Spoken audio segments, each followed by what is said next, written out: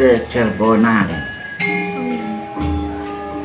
Datang ke Cirebonan. Iya, punya istri, terus sekian tahun nggak punya anak-anak. Akhirnya si Raja tuh nikah lagi. Enggak, maksudnya yang pertama itu diamnya di mana? Gitu. Ya nanti dulu. Oh, gitu. Justru ini tuh Ya. si istri yang pertama akhirnya nggak punya turunan, jadi Sultan tuh nikah lagi. Oh, gitu. Nah baru si istri yang kedua ini punya anak. Namanya itu anaknya ditempatkan di kesepuhan. Ada si istri yang kedua itu tuh, tapi karena lahir pertama juga dianggap sepuh sih. Nah terus istri yang kedua tirakat dapat ilham pulang hubungan sama suaminya, terus hamil, lahiran, ditempatkan di Kanoman. Anom tapi sepuh dari istri yang pertama sih itu tuh. Jadi paham nggak? Yang istri kedua punya anak duluan ditempatkan di kesepuhan. Itu dari istri yang kedua itu tuh. Jadi kan ongkoh muda tapi karena lahir dulu sih jadi kesepuhan. Nah terus istri yang pertamanya baru dapat ilham hubungan sama suaminya, hamil, punya anak di Kanoman. Anom tapi sepuh. Karena istri yang pertama sih, tapi anaknya kan lahirnya baru jadi muda tapi ya dianggap sepuh karena turunannya di istri yang pertama. Nah makanya kerajaan timbullah Cirebonan, kesepuhan Kanoman. 3 ya? 3 kerajaan tuh di Cirebon tuh. Terus kalau ngelatih bela diri, ngelatih perang atau apa, ditempatkan di Keprabonan yang di Lumawungkuk sebelah kanan tuh. Itu untuk melatih kanuragaan. Tapi bukan kerajaannya. Bukan, untuk peristirahatan. Jadi umpama mau belajar tari topeng lah, bela diri lah, apa tuh. Terus habis perang apa, istilahnya tuh dilatihnya di Keprabonan. Jadi Keprabonan tempat penggemblengan jasmani dan rohani.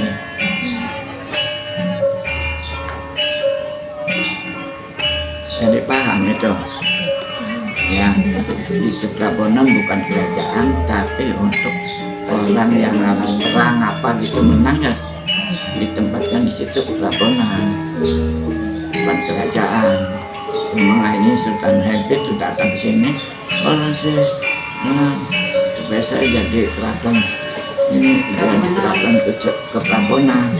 Nggak bisa, asal usulnya ya ini yang tempat peristirahatan perang, nggak bisa jadi kerajaan. Ya lu bagaimana supaya jadi kerajaan? Menyendel aja orang Hempit itu. Akhirnya nggak bisa.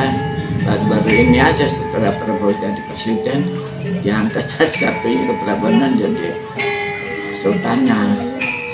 Cuma yang nggak bisa bukan kerajaan Keprabonan, bukan. Ada yang mau ditambah lagi? Ya. Apalagi itu asal-usul keraton Kanoman. Kanoman. Sekarang kedua apa? Siapa tokoh utama dalam penyebaran Islam di Cirebon yang berkaitan dengan keraton Kanoman? Nah, itu tuh dengan adanya tokoh agama di keraton Kanoman, awal-awal itu dari awal Ongtin ya, Ongtin kan Sesar Hidayatullah disuruh datang ke negeri Cina. Katanya di Cirebon ada orang yang sakti mandraguna, katanya kan itu. Ini yang dipanggil suruh nebak, coba saya tolong anak saya lagi hamil atau tidak. Saya Syarif dulu tahu bahwa itu nggak hamil, bokor-bokoran, dibikin bokor Di dalam perutnya ada dalam perutnya bokor tuh, tapi ya supaya inilah nggak enak hamil. Akhirnya diketawain sama Raja Cina tuh. Ya, wah, kamu katanya tokonya orang Cirebon, tapi kenyataannya disuruh nebak begitu aja. Bilang hamil, padahal sih enggak hamil. Pulang, dia aja udah kamu pulang. Setelah pulang, si putri Cina ini ternyata dibuka bokornya hilang, ternyata ngandung suruh cepat kejar ke Syarif Hidayatullah. Syarif Hidayatullah udah pernah nggak dengar aja sampai ke Cirebonnya. Akhirnya si perempuan ini kata Raja Cina bikin malu aja daripada masyarakat Cina bikin gempar, udah suruh nikah aja. Akhirnya suruh nikah Ong Tinto dengan Syekh Syarif Hidayatullah. Nah di situ boleh nikah dengan saya, tapi situ harus masuk agama saya dulu. Datanglah di Kanoman, ada gongan gede gitu tuh. Nah coba kamu masuk agama Islam tuh bagaimana? Ini caranya, asyhadu alla ilaha illallah wa asyhadu anna Muhammadar Rasulullah. Nah itu yang disebut gong sekati itu syahadaten itu. Itu syahadaten. Berarti sah masuk agama Islam. Terus udah pulang apa, tapi sebagai hanya diaku aja, tapi nikah sebelum itu tuh. Hanya di Mahkamah Agung juga bisa Syarif itu lo paling atas, dia di tengah-tengah si Ong Tinto. Tuh ada awal-awal ada agama tuh syahadaten tuh, yaitu gong sekati. Makanya hanya setiap bawahan Tumenggung apa tuh disuruh belajar apa agama, tapi kejawen. Nah kejawennya gini, Gunung Agung Sukmaningdat, Masjid Agung Akmaningdat, Lemah Ungkuk Suk, para wali kabeh, para kanjeng Nabi kabeh, lula nyun diparingi Yahu kuat, Yahu teguh, Yahu rahayu berkah selamat dunia akhirat atas ridho Allah. Nah di situ makanya Cirebon ilmiah jangan bisa dikalahkan, karena didampingi sama 3 tokoh, Syekh Syarif Hidayatullah, para wali, para nabi. Yang itu disebut syahadat Cirebon itu tuh, namanya syahadat Cirebon. Nah, terus dilatih, ya akhirnya banyak yang apa dari agama-agama muda dirubah syahadat, yaitu syahadat Cirebon kejawen. Terus diajarin lagi bahasa ininya, agamanya. Terus ini sholawatnya, Allahumma sholli wa sallim ala Sayyidina Muhammad wa ala ali Sayyidina Muhammad Sultanil Mahmud Pangeran Syekh Syarif Hidayatullah wa ala alihi wa ashabihi wa barik wa salam. Salam ininya Cirebonnya. Nah terus Westmara Cirebonnya, Allahu Akbar, Allahumma ahli'uhu aina bil amni wal iman wa salamati wal islam wa tantiki lima tuhibbu wa tardu Rabbana wa Rabbaha Allah. Tuh, utamanya 3 ini nih, syahadat Cirebon, sholawat Cirebon, basmalah Cirebon. Jadi basmalah saja, Allahu Akbar, Allahumma pas Di sini ada kan Teh nanti di ini. Allahumma ambi'uhu nabi. Yang mau ditanya lagi? Allahumma sholli wa sallim ala Sayyidina Muhammad wa ala ali Sayyidina Muhammad Sultanil Mahmud Pangeran Syekh Syarif Hidayatullah wa ala alihi wa ashabihi wa barik wa salam. Terus selawat Cirebon. Yang mau ditanya lagi apa? Yang ketiga.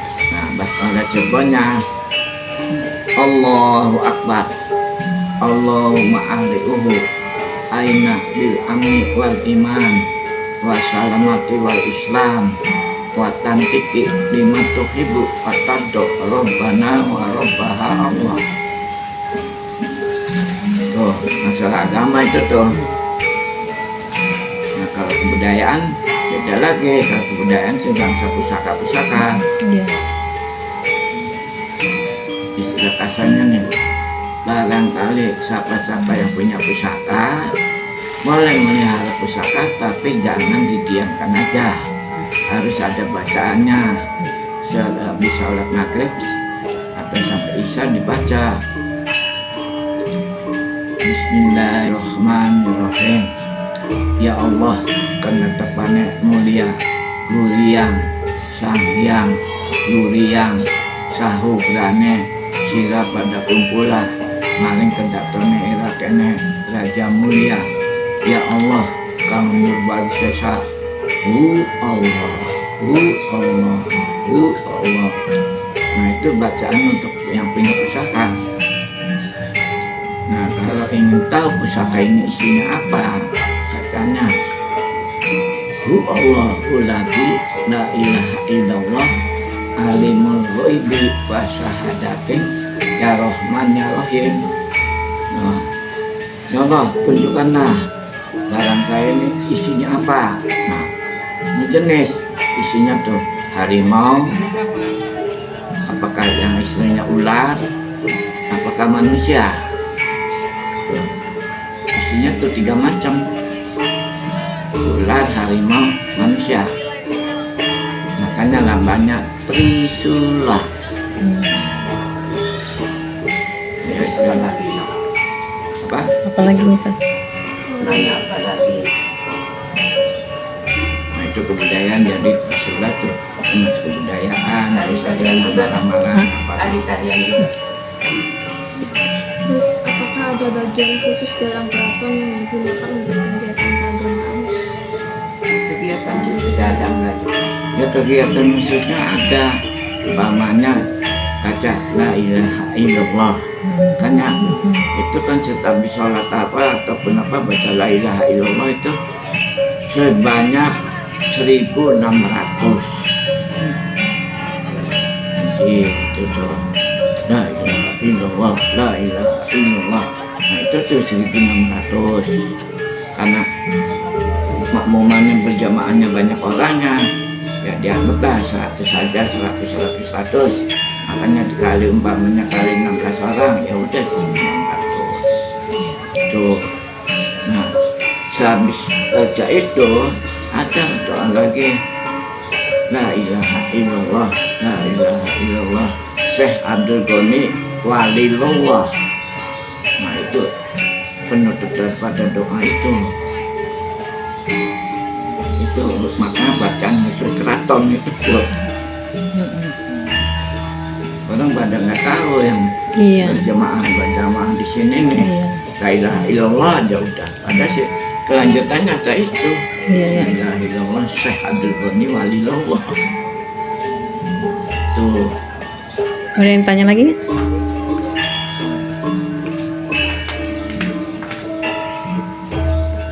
Jadi tadi istilahnya keraton, masalah budayaannya udah ini, masalah agama sahadatan itu seperti itu. Iya, iya. Nah, terus masalah pusaka, bacaannya ini supaya dipusakai, dibacain 7 kali bacanya itu tuh. Seminggu tuh 7 kali cukup. Sekian tahun juga hanya cukup 7 kali ya. Iya, iya.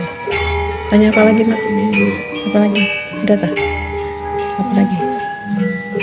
Satu lagi yang nanya, satu lagi. yang nggak ngerti, yang nggak ngerti sok tanya lagi apa lagi. Sok. Ayo. Ini Hah. bagaimana pelaksanaan Maulid Nabi di lingkungan keraton Kanoman? Pelaksanaan Maulid Nabi. Pelaksanaan Maulid Nabi di mana sehabis ini ibu nih sebentar lagi kan bulan ini bulan Maulid ya. Iya. Nah, bulan Maulid ini sebelum kejadian bulan Maulid apa tuh pusaka-pusaka harus dikeluarkan dulu, direndam, dicuci selama 1 minggu. Dicucinya dengan air kelapa campur jeruk nipis campur nasi aking, direndam 3 hari baru disikat. 3 hari sikat, udah selesai 3 hari dijemur, udah dijemur udah kering apa beri minyak misik dioles. Makanya setahun sekali tuh hanya khusus bulan Maulid pusaka tuh. Nah udah kira-kira udah selesai di sananya di masjidnya, doanya apanya selesai, dicucinya selesai, baru si Sultan dikawal mengiringi ke masjid. Nah pulangnya itu bawa pusaka yang disebut panjang jimat. Tuh panjang jimat karena udah mesti semua sih. Jadi selama perjalanan tuh jimat-jimatnya banyak sekali. Ada pedang, ada ini celurit, ada tombak apa tuh. Situ makanya bulan Maulid apa tuh ya istilahnya pusaka-pusaka dicuci dulu di masjid Kanoman.